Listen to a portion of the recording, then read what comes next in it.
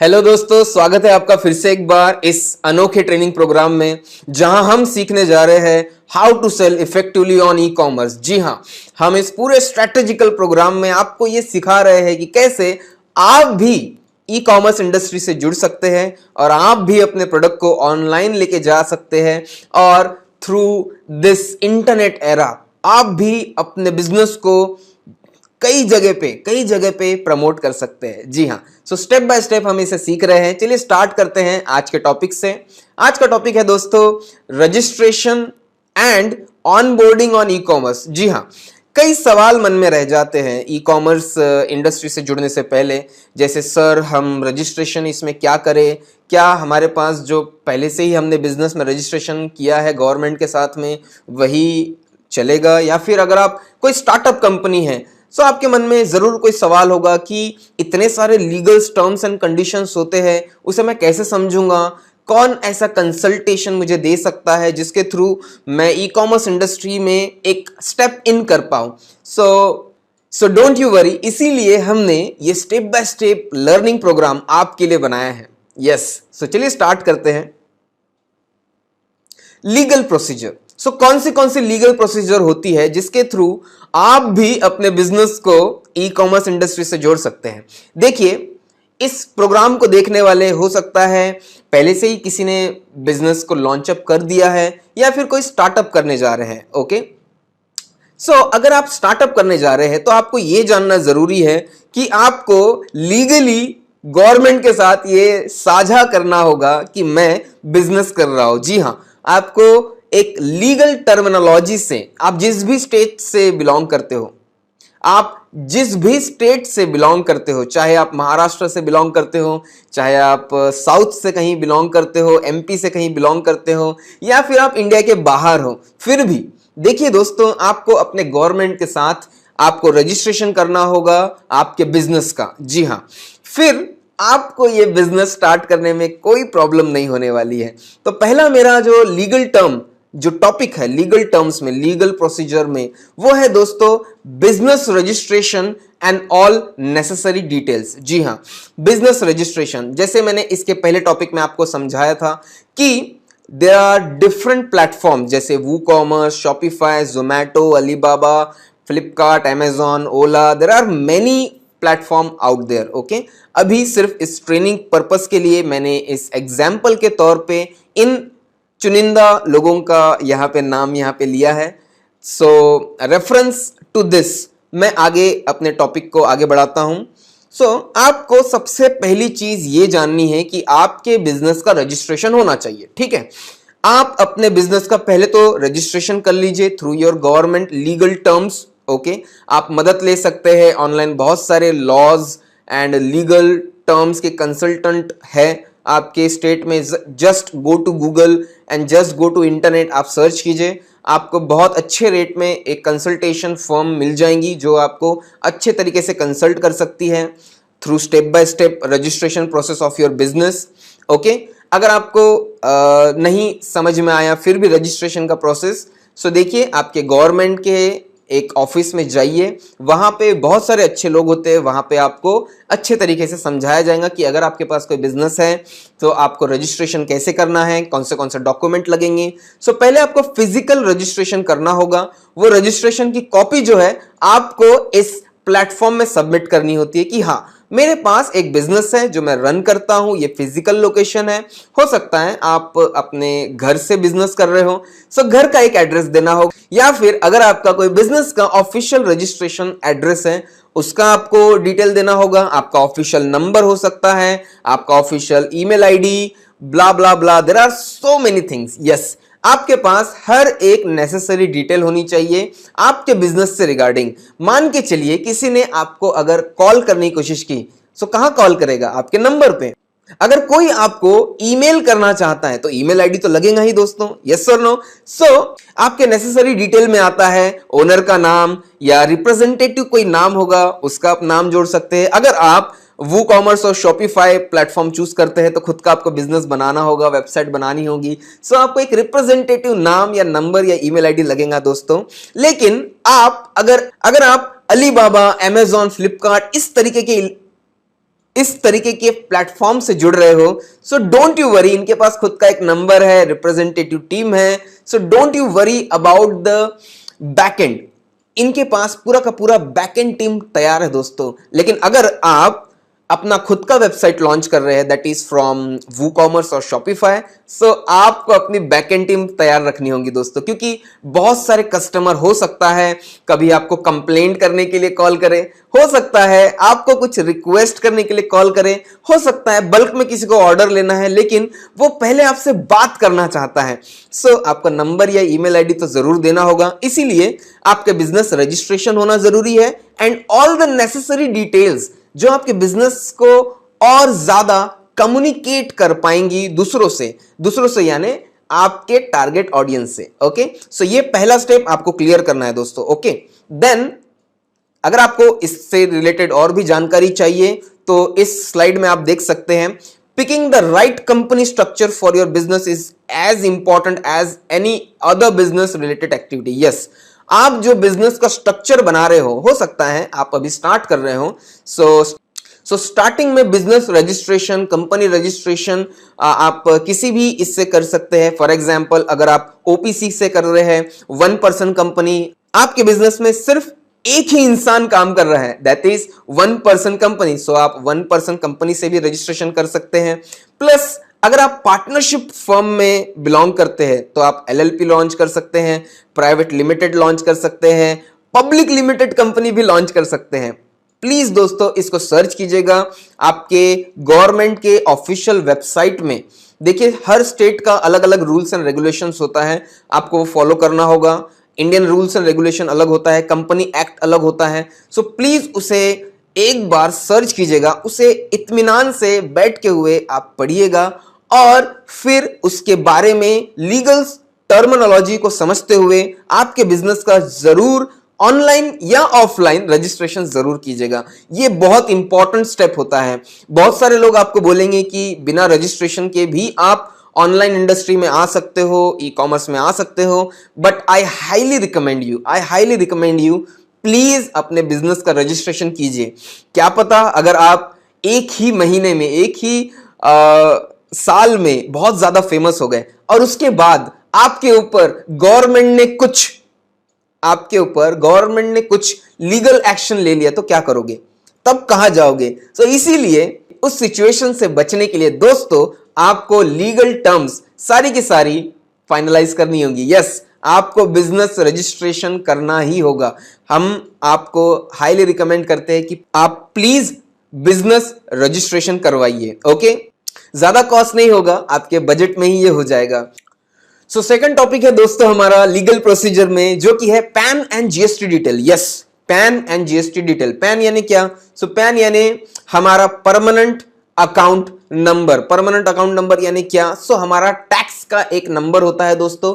अगर आप प्रोफेशनल हो तो आपको पैन कार्ड बनाना जरूरी है, प्लस अगर आप एक बिजनेस हो तो आपको जीएसटी देना जरूरी है। जीएसटी यानी क्या? सो जीएसटी यानी गुड्स एंड सर्विस टैक्स। आप कोई भी प्रोडक्ट लीजिए, कोई भी सर्विस लीजिए, आपको एक टैक्स अमाउंट जरूर देना होता है और ये टैक्स अमाउंट हमारे गवर्नमेंट के लिए बहुत जरूरी होता है, जिसके थ्रू हमारी गवर्नमेंट जो है, आप देखोगे गवर्नमेंट में इतने सारे एक्शन होते हैं, जैसे रोड बनता है हमारे कंट्री में, हमारे स्टेट में, जो भी डेवलपमेंट होता है थ्रू गवर्नमेंट, वो डेवलपमेंट का जो कॉस्ट आता है वो कहां से आता होगा? वो आता है टैक्स से। यस, आप देखोगे जितने भी गवर्नमेंट इंडस्ट्रीज है, जितने भी गवर्नमेंट रूल्स एंड रेगुलेशन है, या जितने भी गवर्नमेंट एम्प्लॉइज हैं, उनको पैसे कहां से मिलते हैं? सो गवर्नमेंट देती है, गवर्नमेंट को कहां से पैसे मिलते हैं? सो इस टैक्स के थ्रू ही वो पैसा यहां वहां जहां भी रोल आउट होता है वो टैक्स के थ्रू होता है दोस्तों। यस, सो आपको भी एक अच्छा नागरिक होने के मुताबिक आपको भी टैक्स के साथ अपने बिजनेस को लॉन्च करना होगा, टैक्स का रजिस्ट्रेशन करना होगा। एंड अभी जो टैक्स जो लग रहा है वो है जीएसटी। जी हाँ, कुछ बिजनेस हैं जो जीएसटी रजिस्ट्रेशन करते हैं, कुछ बिजनेसेस जो होते हैं जीएसटी रजिस्ट्रेशन नहीं करते हैं। लेकिन आपको मैं एक बात बहुत अच्छे से बता दूं कि ई कॉमर्स इंडस्ट्री में आपके पास जीएसटी रजिस्ट्रेशन होना बहुत जरूरी है। जी हाँ, आपके पास एक जीएसटी डॉक्यूमेंट, जीएसटी का डिटेल नंबर एक होना बहुत जरूरी है। ओके आप जीएसटी रजिस्ट्रेशन कहां से करवाओगे? सो आपके गवर्नमेंट में ही। देखिए आप जिस भी स्टेट से बिलोंग करते हो उसके रूल्स एंड रेगुलेशन थोड़े अलग अलग है। आप इंडियन गवर्नमेंट से बिलोंग करते हो या फिर इंडिया में आप किसी भी वेबसाइट, किसी भी स्टेट में आप जाओगे, उनकी खुद की एक वेबसाइट है, गवर्नमेंट बॉडी है जो अच्छे से काम करती है। आप जाइए वहां पे, ऑनलाइन से आप जुड़िए उनके साथ, या फिर ऑनलाइन से या ऑफलाइन से आप जुड़ के उनसे एक डिटेल ले सकते हैं कि मैं जीएसटी रजिस्ट्रेशन कहां से करूं। सो उनकी वेबसाइट है, प्लीज जाइए गवर्नमेंट की साइट में और अपने बिजनेस का जीएसटी रजिस्ट्रेशन कीजिए। मिनिमम कॉस्ट में वो हो जाता है, स्टेप बाय स्टेप थोड़ा सा एक प्रोसीजर है। कुछ 10-15 दिन में आपके पास सारे डॉक्यूमेंट्स तैयार हो जाएंगे। कुछ समय ज्यादा भी लग सकता है, कुछ समय कम भी लग सकता है, it depend on your states. Okay so GST registration आपके पास होना बहुत जरूरी है। Yes, this is the second point जो आपको समझना बहुत जरूरी था। अब आते हैं थर्ड पॉइंट में, जो कि है delivery agent. Yes, delivery agent आपने बहुत बार देखा होगा, जब भी आप अमेजॉन से या फ्लिपकार्ट से या अलीबाबा से या जोमैटो से कभी भी अपना प्रोडक्ट या सर्विस मंगाते हैं, ओके कोई भी प्रोडक्ट या सर्विस मंगाते हैं, तो क्या अलीबाबा के जो ओनर है वो ला के देते हैं? ओके या जोमैटो के जो ओनर है वो ला के देते हैं, या फ्लिपकार्ट के जो ओनर है वो वहां से लाके देंगे, जी हाँ देखिए आपका प्रोडक्ट है ये ले लीजिए, या ओला के जो ओनर है वो खुद कार चला के आते हैं, चलिए सर आपको हम राइड में लेके जाते हैं? जी नहीं, ऐसा कतई नहीं होता है। ओके ऐसा कभी नहीं होता है। ओके सो लाता कौन है आपके पास वो प्रोडक्ट एंड सर्विस? वो लाते हैं डिलीवरी एजेंट्स। डिलीवरी एजेंट्स यानी डिलीवरी एजेंट्स कौन? सो बहुत सारे कंपनीज हैं, बहुत सारी कंपनीज हैं जो आपके लिए एक मुहिम उठाते कि जी हां हम आपका प्रोडक्ट, आपका सर्विस आपके क्लाइंट, आपके टारगेट ऑडियंस तक का पहुंचा के देंगे। सो यहां पे देखिए राइट हैंड साइड में मैंने क्रॉस किया है और डिलीवरी एजेंट को यहां पे टिक किया है। ऐसा क्यों? क्योंकि इन वूकॉमर्स एंड शॉपिफाई अगर आप खुद का बिजनेस लॉन्च करने जा रहे हैं, सो आपको खुद इनके साथ कॉन्ट्रैक्ट करना होगा, कॉल करना होगा और आपसे डील साइन करेंगे ये लोग कि हाँ हम आपको इतना इतना सर्विस देने वाले हैं इतने इतने कॉस्ट में। ओके लेकिन अगर आप किसी ऑनलाइन प्लेटफॉर्म के थ्रू जुड़ते हैं, जैसे ऑनलाइन मार्केट प्लेसेस से जुड़ते हैं, जैसे अमेजॉन, ओला, अलीबाबा, फ्लिपकार्ट, जोमैटो, सो आपको बिल्कुल भी चिंता करने की जरूरत नहीं है। इनके पास पहले से ही खुद के डिलीवरी एजेंट्स है दोस्तों। सो चलिए देखते हैं डिलीवरी एजेंट्स के बारे में। So what is delivery agent and who are delivery agents? For every e-commerce ये बहुत ज्यादा इंपॉर्टेंट है दोस्तों कि आपके साथ एक डिलीवरी एजेंट होना बहुत जरूरी है। ऐसा क्यों? क्योंकि आपके प्रोडक्ट को आपके कस्टमर तक का कौन पहुंचा के देगा? सो ऐसे बहुत सारे डिलीवरी एजेंट है दोस्तों। ओके आपको उनके साथ कुछ कॉन्ट्रैक्ट करना होगा, आपको उनसे बात करनी होगी। अगर आप खुद का बिजनेस, खुद की वेबसाइट रन कर रहे हैं, इसलिए इसे मैनेज करना जरूरी हो जाता है दोस्तों। लेकिन अगर आप ऑनलाइन प्लेटफॉर्म्स जैसे ऑनलाइन मार्केट प्लेसेस जैसे जोमैटो, ई कॉमर्स के वेबसाइट बहुत सारे हैं, अलीबाबा, अमेजॉन, फ्लिपकार्ट, इनके पास खुद के ही डिलीवरी एजेंट होते हैं दोस्तों। अगर आप उन के साथ अपना बिजनेस करते हैं, अमेजॉन के साथ अपना बिजनेस करते हैं, तो आपको कोई चिंता करने की जरूरत नहीं। सिर्फ आपको रजिस्ट्रेशन करना है, जीएसटी नंबर देना है and that's it. Okay and अगर आप खुद का वेबसाइट लॉन्च कर रहे हैं तो आपको डिलीवरी एजेंट्स के साथ आपको रजिस्ट्रेशन करना होगा, आपको कॉन्ट्रैक्ट करना होगा। ओके उसको देखना बहुत जरूरी होता है। कुछ एग्जाम्पल मेरे पास है आपके लिए, जैसे FedEx, DTDC, Ecom express, blue dart, delivery, DHL, India post and etcetera. बहुत सारे आप देखेंगे, सर्च करेंगे गूगल में तो आप पाओगे, बहुत सारे आपको लिस्ट मिल जाएंगी। आपके स्टेट्स में हो सकता है कुछ रीजनल डिलीवरी एजेंट्स भी हो। सो जरूर उनके साथ आप जाइए, उनकी वेबसाइट में उनसे मिलिए, उनसे कॉन्ट्रैक्ट कीजिए, उन्हें अपना आइडिया बताइए कि ऐसा ऐसा है, और आपको कम बजट में या बजट में या हाई बजट में जैसा भी आप कंफर्टेबल हो, आप उनसे बात करके आपको उनसे रजिस्ट्रेशन और लीगल टर्म डॉक्यूमेंट में साइन करवाना होगा, ताकि आपको आगे चल के फ्यूचर में कोई भी प्रॉब्लम ना आए। ओके दोस्तों, सो चलिए चलते हैं अपने नए पॉइंट्स में। ओके सो हमारा फोर्थ पॉइंट है दोस्तों बैंक डिटेल। जी हाँ, बैंक डिटेल। अब आप बोलोगे बैंक डिटेल, ओके तो मुझे अपना बैंक का सारा डिटेल इन्हें देना है? सो जी हाँ दोस्तों, बैंक डिटेल देना जरूरी है। अब ऐसा क्यों? क्योंकि आपके पास अगर करंट अकाउंट है, अगर आपके पास एक बैंक अकाउंट है, सो जब भी कोई पेमेंट आएगा सो आपके बैंक में आएगा दोस्तों। ओके, अब देखिए यहाँ पे एक और चीज मैं आपको बताना चाहूंगा।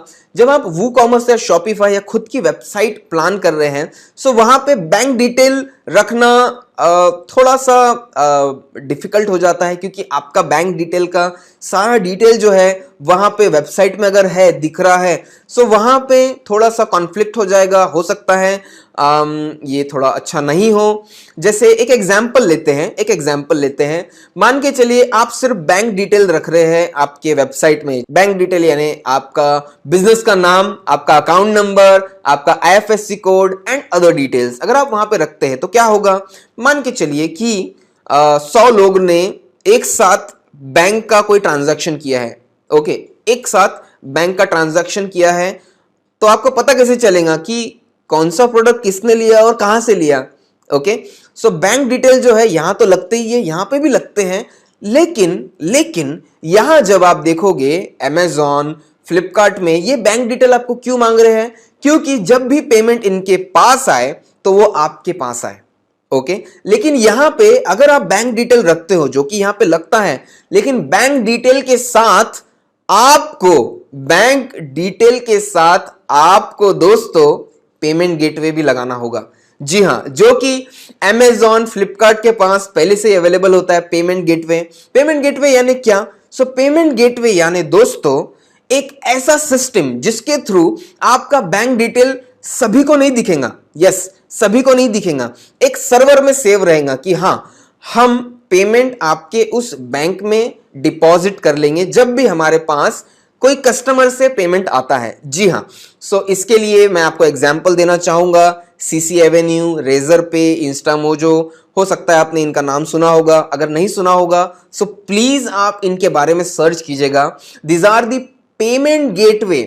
Okay, payment gateway. अगर आप इस डायग्राम को ध्यान से देखेंगे, सो कस्टमर ने अगर कोई पेमेंट किया, मान के चलो कोई प्रोडक्ट परचेस किया या सर्विस परचेस किया आपसे, सो पेमेंट वो कहां पे आपको पे करेगा? अगर आपने बैंक डिटेल आपके वेबसाइट में डाला है तो आप उसको 10 बार बोलोगे क्या कॉल करके कि सर हमारा बैंक डिटेल वहां पे है, आप उसमें डाल दीजिए पैसे। ओके, आपके पास 10 ही कस्टमर है तो ठीक है, चलेगा।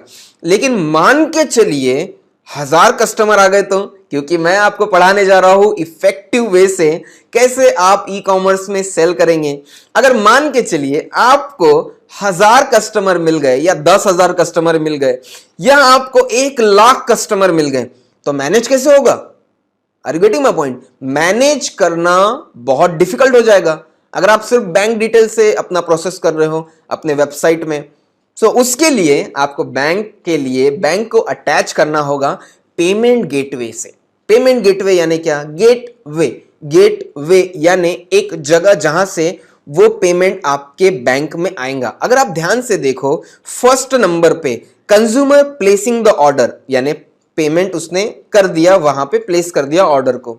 आपके वेबसाइट में आपको नोटिफिकेशन आएगा कि हां एक पेमेंट आया है। फिर पेमेंट गेटवे ये जो सीसी एवेन्यू, रेजर पे, इंस्टामोजो, ये थोड़ा एक परसेंटेज लेते हैं अपना, जहां पे आप वो पेमेंट को थोड़ा सा डिडक्ट करके, यानी जैसे मान के चलिए 100 रुपए का पेमेंट हुआ है तो उसमें से कुछ 7 रुपीज या 3 रुपए से 10 रुपए के बीच में वो अमाउंट डिडक्ट करते हैं। 3 रुपए से या 10 रुपए के बीच में अमाउंट डिडक्ट करते हैं, जैसा जिसका परसेंटेज होता है। सीसी एवेन्यू उसमें ज्यादा कॉस्ट लेता है, रेजर पे थोड़ा कम लेगा, इंस्टामोजो थोड़ा कम लेगा। ये सारे कॉम्पिटिटर्स हैं, आप जरूर एक बार इनकी वेबसाइट में जरूर चेक कीजिएगा। सो इन गेटवे से होता क्या है, कस्टमर को दिखेगा कि हाँ मुझे यूपीआई से पेमेंट करना है, मुझे किसी पर्टिकुलर पेमेंट गेटवे से पेमेंट करना है, या फिर नेट बैंकिंग से पेमेंट करना है। So through many different ways of payment modes उनके सामने बहुत ज्यादा खुल जाएंगे। हो सकता है किसी के पास क्रेडिट कार्ड है, हो सकता है किसी के पास डेबिट कार्ड है, तो वो एंटर कैसे करेगा, कैसे वो पेमेंट करेगा? सो जैसे आपने अमेजॉन में बाय करते हुए या फ्लिपकार्ट में बाय करते हुए आपने जब पेमेंट किया था, तो जो आपको स्क्रीन दिखी थी पेमेंट करते वक्त में, उसी को पेमेंट गेटवे का फ्रंट व्यू माना जाता है। जी हाँ, फ्रंट व्यू, जहां पे आपको दिखेगा कि आप पैसे दे रहे हो, और किसे दे रहे हो, तो वेबसाइट को दे रहे हो, और वेबसाइट से वो पेमेंट जाता है बैंक में। जी हाँ, वेबसाइट के सर्वर पे देखिए, सेकंड नंबर आप देखोगे, वेबसाइट के सर्वर में वो पैसे आते हैं, प्लस पेमेंट गेटवे के थ्रू, चाहे आप क्रेडिट कार्ड से करो, नेट बैंकिंग से करो, यूपीआई से पेमेंट करो, वहां के थ्रू आपको बैंक में मिल जाते हैं, और बैंक के थ्रू आपके पास आ जाते हैं दोस्तों। जी हाँ, हम ऑनलाइन वे से पैसे कैसे अर्न करेंगे, तो payment gateway is the best way जिसके थ्रू आप वहां से पेमेंट अर्न कर सकते हो। जी हाँ दोस्तों, आप जैसे ही सेल करोगे कोई भी प्रोडक्ट को, सो आपको पेमेंट गेटवे होना बहुत जरूरी हो जाता है। ओके, सो चलिए चलते हैं अपने नए टॉपिक में। सो दोस्तों, इस छोटे सेशन में मैंने आपको समझाने की कोशिश की कि कैसे हम लीगल टर्म्स या लीगल टर्मिनोलॉजी कौन सी ऐसे यूज करें जिसके थ्रू हम स्टेप इन कर सकते हैं ई कॉमर्स में।